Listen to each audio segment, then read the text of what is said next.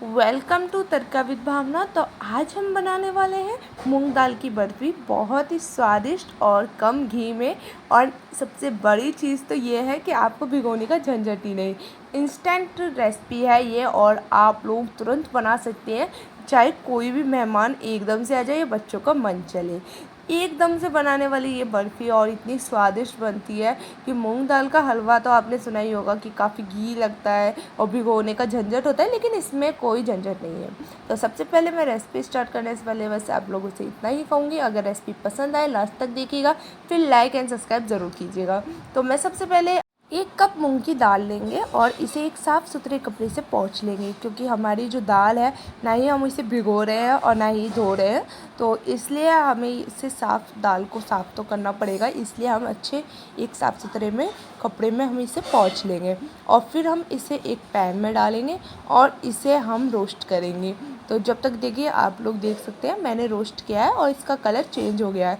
तो इसी तरीके से हमें सारी दालों को इसका कलर चेंज होने तक रोस्ट करना है। फ्लेम को हम स्लो रखेंगे और इसे रोस्ट करते रहेंगे। तो जब तक इसका कलर चेंज ना हो जाए तब तक आप इसे रोस्ट करना।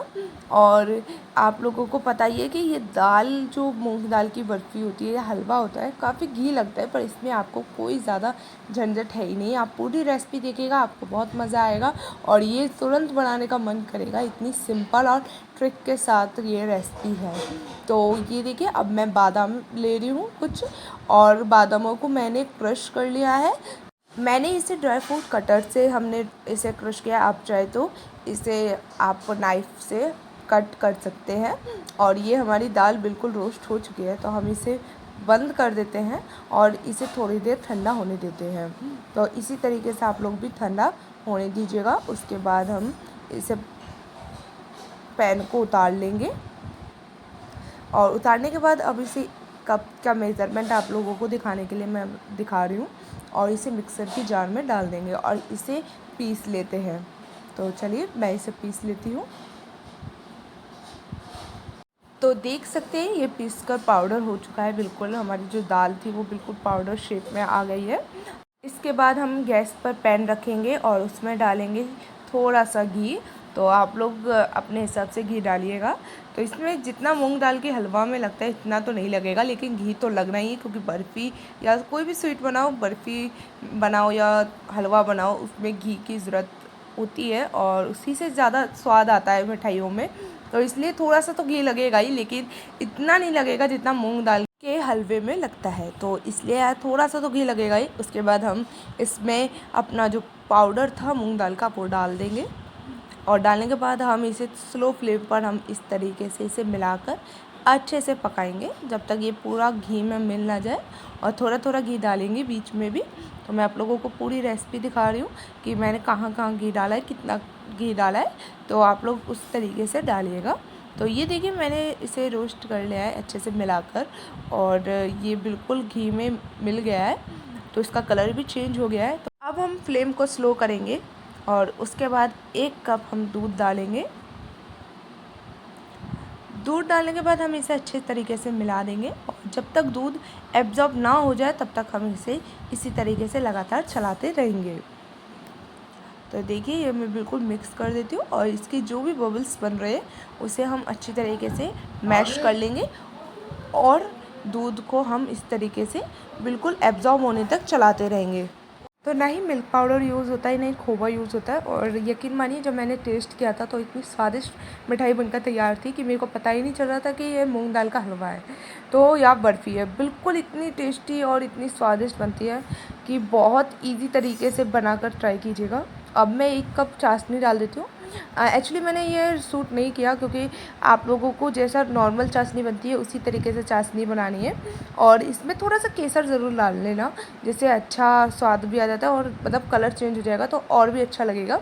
तो ये भी आपका ऑप्शनल है, केसर डालना हो तो, घर के लिए बना रहे हो तो केसर डालने की कोई ज़रूरत नहीं है। मैं तो इसमें थोड़ा सा केसर डाल रही हूँ। और चाशनी जैसे बनाते हैं उसी तरीके से बनाना। इसमें थोड़ा सा भी चीनी, मतलब जितनी क्वांटिटी में चाशनी लिया उतना चीनी ना डालना, क्योंकि चीनी डालने से हमारे जो मूंग दाल का है वो थोड़ी क्रंची बन जाएगी और हमें सॉफ्ट मूंग दाल का बर्फ़ी बहुत अच्छी होती है। तो इसलिए हमने चीनी नहीं डालकर चाशनी डाली है। आप लोग चाशनी बना लीजिएगा, उसके बाद आप लोग इसमें डालिएगा। अगर चाशनी का मेज़रमेंट आपको नहीं पता, 1 कप चीनी लेना और 1 कप पानी लेना और चाशनी बनकर तैयार हो जाएगी। उसमें कोई तार वगैरह नहीं होता, बस नॉर्मल सी चाशनी बनाकर आप डाल सकते हैं। और मेरी चाशनी भी एब्ज़ॉर्ब हो चुकी है मूंग दाल की बर्फ़ी में। और इसके ऊपर अब मैं डालूँगी 3 से 4 चम्मच घी, और घी लगातार डालिएगा। इतना घी नहीं लगता, मैंने आपको पहले ही बता दिया, लेकिन अगर स्वीट में बनाओगे तो घी तो लगना ही होता है, थोड़ा सा तो घी लगता ही है। तो जैसे नॉर्मल घी बर्फ़ियाँ बनाते हैं या स्वीट बनाते हैं तो उसमें जितना घी लगता है उतना ही घी लगता है इसमें भी। और आप लोग घी डालिएगा, जो तेल वगैरह यूज़ ना कीजिएगा, थोड़ा लोभ मत कीजिएगा, घी डालिएगा, क्योंकि घी से स्वाद आता है मूंग दाल का बर्फ़ी या हलवा बनाओ। तो मैं इसमें तो आप लोगों को बताऊंगी कि आप घी डालिएगा।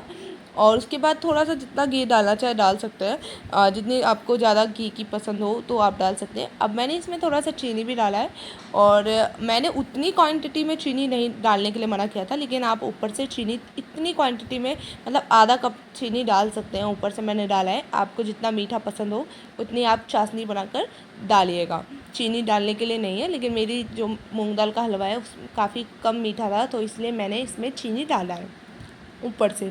उसके बाद मैं बिल्कुल इसे इस तरीके से एब्ज़ॉर्ब करने के लिए छोड़ दूँगी। और जैसे ही ये कढ़ाई, जो हमारी बर्फ़ी है वो कढ़ाई छोड़ने लग जाए, तो हमारी बर्फ़ी बिल्कुल रेडी हो जाएगी। तो इसलिए आप लोग लगातार चलाते रहिएगा। और इसमें अब मैं और घी डाल रही हूँ, तो मैंने जितना घी डालना था मैं घी डाल रही हूँ, और आप लोग जितना घी डालना चाहते हैं उतना घी डालिएगा।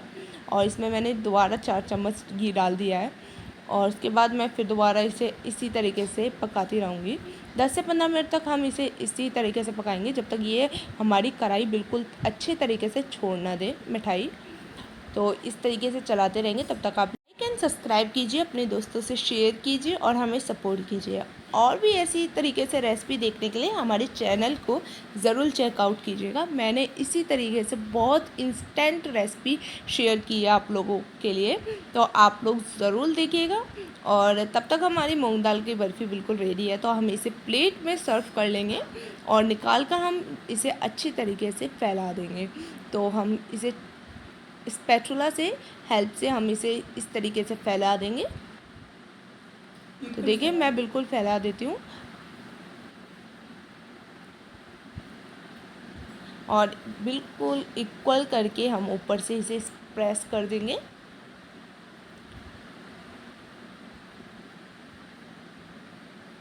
अब जो हमने ड्राई फ्रूट्स कट किए थे उसे हम डालेंगे। मैंने बादाम यूज़ किए हैं, आप चाहे तो आप कोई भी ड्राई फ्रूट यूज़ कर सकते हैं, पिस्ता, काजू, चाहे कोई भी। तो आप इस तरीके से भी बना सकते हैं सिंपल, अगर अकेले बना रहे हो, लेकिन मैं इसे डेकोरेट करूँगी क्योंकि और भी अच्छा लगता है डेकोरेट कर कर बर्फ़ी खाने में। तो इसी तरीके से मैं बादाम ले रही हूँ और इसे ऊपर से ग्रीस कर देती हूँ।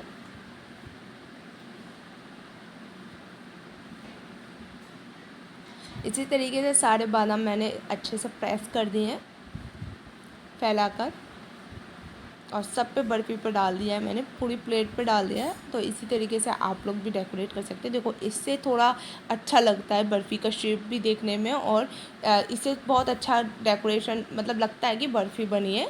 आप सिंपल मत रखिएगा, कुछ ना कुछ ऊपर से डेकोरेट करने के लिए डाल दीजिएगा, पिस्ता वगैरह।